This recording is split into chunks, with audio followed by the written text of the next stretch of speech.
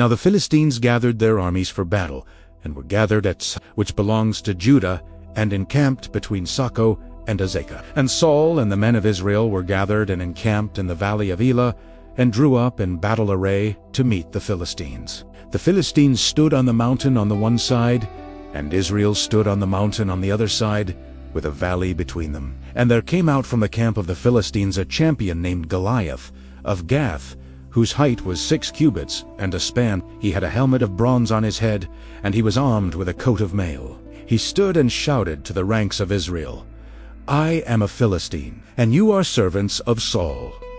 Choose a man for yourselves, and let him come down to me. If he is able to fight with me and kill me, then we will be your servants. But if I prevail against him and kill him, then you shall be our servants and serve us." When Saul and all Israel heard these words of the Philistine, they were dismayed and greatly afraid. For 40 days the champion came forward and took his stand, morning and evening. Now David was the son of an Ephrathite of Bethlehem in Judah, named Jesse, who had 8 sons. And Jesse said to David his son, "Take for your brothers an ephah of this parched grain, and these 10 loaves, and carry them quickly to the camp to your brothers."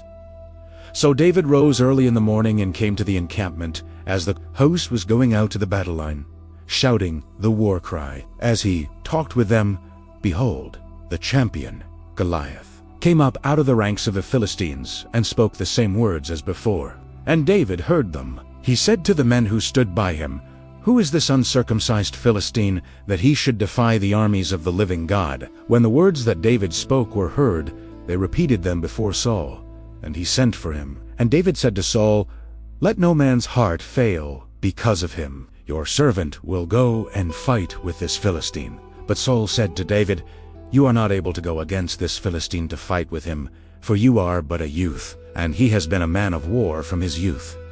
But David said to Saul, "The Lord who delivered me from the paw of the lion and from the paw of the bear will deliver me from the hand of this Philistine." And Saul said to David, "Go, and the Lord be with you." Then Saul clothed David with his armor. He put a helmet of bronze on his head, and clothed him with a coat of mail. And David strapped his sword over his armor, and he tried in vain to go, for he had not tested them. Then David said to Saul, "I cannot go with these, for I have not tested them." So David put them off. He took his staff in his hand and chose 5 smooth stones from the brook, and put them in his shepherdess pouch. His sling was in his hand.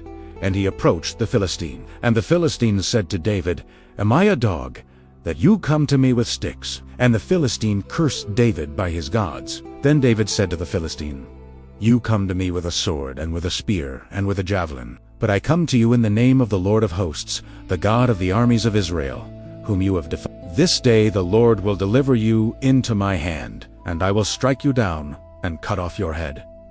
When the Philistine arose, and came and drew near to meet David, David ran quickly toward the battle line to meet the Philistine. And David put his hand in his bag, and took out a stone, and slung it, and struck the Philistine on his forehead. The stone sank into his forehead, and he fell on his face to the ground. So David prevailed over the Philistine with a sling and with a stone, and struck the Philistine, and killed him. There was no sword in the hand of David. Then David ran and stood over the Philistine, and took his sword, and drew it out of its sheath, and killed him, and cut off his head with it. The battle is the Lord's. When the Philistines saw that their champion was dead, they fled, and the men of Israel and Judah rose with a shout, and pursued the Philistines. The victory shows all the earth that there is a God in Israel, and that all this assembly may know that the Lord saves not with sword and spear. This story teaches that our battles are not won by human strength or worldly weapons. It is faith, obedience, and unwavering trust in the Lord that overcome even the most terrifying giants we face. God does not look at the outward appearance, but at the heart. When we place our trust fully in Him, we learn that faith truly does defeat fear, and the ultimate victory always belongs to the Lord. Thanks for watching.